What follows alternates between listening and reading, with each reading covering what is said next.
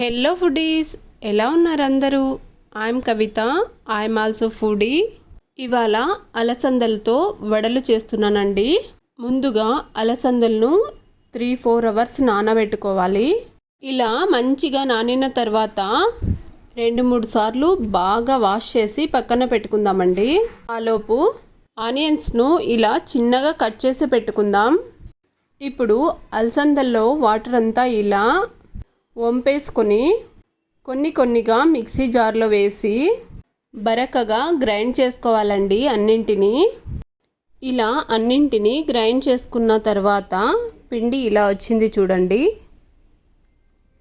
ఇప్పుడు అదే మిక్సీ జార్లో కారంకి సరిపడా పచ్చిమిర్చిని, అలాగే వెల్లుల్లి రెబ్బల్ని, కాసింత అల్లం ముక్కని, కాసింత కరివేపాకు, కొత్తిమీర, అలాగే పుదీనా ఆకులు క్లీన్ చేసి పెట్టుకొని ఇలా వాటన్నింటినీ కూడా బరకగా గ్రైండ్ చేసుకొని పిండిలో వేసుకోవాలండి. మరి పేస్టులా గ్రైండ్ చేయకూడదు, బరకగానే గ్రైండ్ చేసుకోవాలి.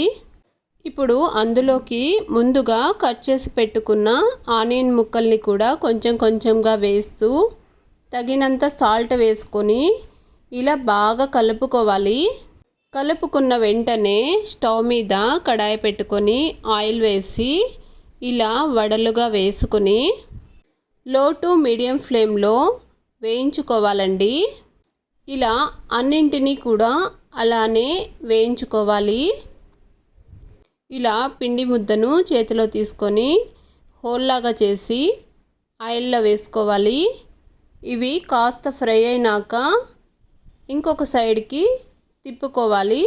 తిప్పుకొని మంచిగా 2 వైపులా కాల్చుకోవాలండి. ఇలా కాలిన తర్వాత వేరొక ప్లేట్లోకి తీసి వేసుకోవడమే. మిగతా పిండిని కూడా ఇలానే వడలుగా వేసుకొని మంచిగా ఫ్రై అయినాక తీసివేసుకోవడమేనండి.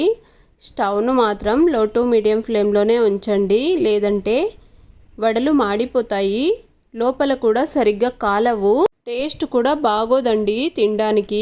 అందుకనే లో టు మీడియం ఫ్లేమ్లోనే వేయించుకోండి.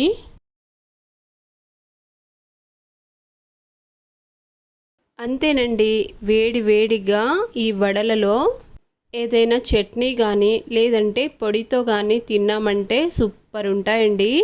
నాకైతే అలసంద వడలంటే చాలా ఇష్టమండి. మీలో ఎంతమందికి ఇష్టమో కామెంట్ చేయండి. అలాగే ఈ రెసిపీ మాత్రం నచ్చితే మీ ఫ్రెండ్స్ అండ్ ఫ్యామిలీ మెంబర్స్కి షేర్ చేయండి.